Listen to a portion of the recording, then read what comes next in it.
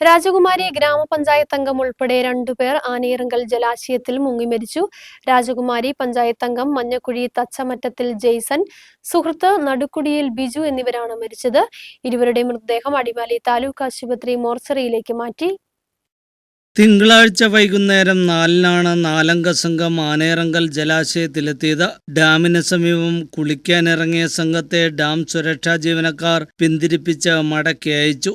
തങ്ങൾ തമിഴ്നാട്ടിലേക്ക് പോവുകയാണെന്ന് മറ്റ് 3 പേരെ ധരിപ്പിച്ച ശേഷം ജെയ്സണും ബിജുവും വീണ്ടും ആനയിറങ്കൽ ഡാമിലെത്തി. ഇവിടെ കുളിക്കാൻ ശ്രമിക്കുമ്പോൾ അബദ്ധത്തിൽ വെള്ളത്തിൽ വീണ ബിജുവിനെ രക്ഷിക്കാനുള്ള ശ്രമത്തിലാണ് ജെയ്സണും അപകടത്തിൽപ്പെട്ടതെന്നാണ് നിഗമനം. ബിജുവിന്റെ വസ്ത്രങ്ങളും ചെരുപ്പും കരയിൽ തന്നെ ഉണ്ടായിരുന്നു. തിങ്കളാഴ്ച രാത്രി മുതൽ ഇരുവരുടെയും ബന്ധുക്കൾ ഇവർക്ക് വേണ്ടി അന്വേഷണം ആരംഭിച്ചിരുന്നു. രാവിലെ മുതൽ ആനയിറങ്കലിന് സമീപത്ത് ജെയ്സന്റെ വാഹനം കിടക്കുന്നത് കണ്ട ചില നാട്ടുകാരാണ് ഡാം സുരക്ഷാ വിഭാഗം ജീവനക്കാരെ വിവരമറിയിച്ചത്. തുടർന്ന് നടത്തിയ അന്വേഷണത്തിൽ ബിജുവിന്റെ വസ്ത്രങ്ങളും ഇരുവരുടെയും മൊബൈൽ ഫോണുകളും കരയിൽ നിന്നും ലഭിച്ചു. നാട്ടുകാർ അറിയിച്ചതിനെ തുടർന്ന് ശാന്തമ്പാറ പോലീസ് സ്ഥലത്തെത്തി മേൽ നടപടികൾ സ്വീകരിച്ചു.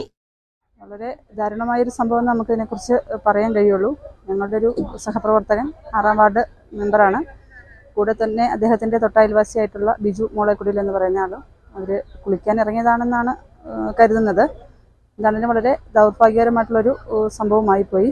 രണ്ടുപേരും മരണപ്പെട്ടിട്ടുണ്ട്. ഇവരുടെ രണ്ടുപേരുടെയും നിര്യാണത്തിൽ വളരെ അഗാധമായിട്ടുള്ള ദുഃഖം രാജകുമാരി ഗ്രാമപഞ്ചായത്തിലെ മുഴുവൻ ആളുകളുടെ പേരിലും ഉള്ള അനുശോചനവും ദുഃഖവും അറിയിക്കുന്ന അവസരത്തിൽ മൂന്നാറിൽ നിന്നും ഫയർഫോഴ്സ് സ്ഥലത്തെത്തി നാട്ടുകാരുടെ സഹായത്തോടെ ജലാശയത്തിൽ പരിശോധന നടത്തി. ഉച്ചകഴിഞ്ഞ് 2-നാണ് ജെയ്സന്റെ മൃതദേഹം ജലാശയത്തിൽ നിന്നും ലഭിച്ചത്. ബിജുവിന്റെ മൃതദേഹം കണ്ടെത്താൻ കഴിയാതെ വന്നതോടെ തൊടുപുഴ, കോതമംഗലം എന്നിവിടങ്ങളിൽ നിന്നും 2 സ്കൂബ ടീമുകളും എത്തി തെരച്ചിൽ ആരംഭിച്ചു. വൈകുന്നേരം 3:30-യോടെയാണ് ബിജുവിന്റെ മൃതദേഹം കണ്ടെത്തിയത്. ഇരുവരുടെയും മൃതദേഹങ്ങൾ അടിമാലി താലൂക്ക് ആശുപത്രിയിലേക്ക് മാറ്റി. മാർച്ച് 2-ന് മകൾ കൃഷ്ണയുടെ വിവാഹ നിശ്ചയം നടത്തുവാൻ തീരുമാനിച്ചിരിക്കവെയാണ് ബിജുവിന്റെ മരണം. ന്യൂസ് ബ്യൂറോ, രാജകുമാരി.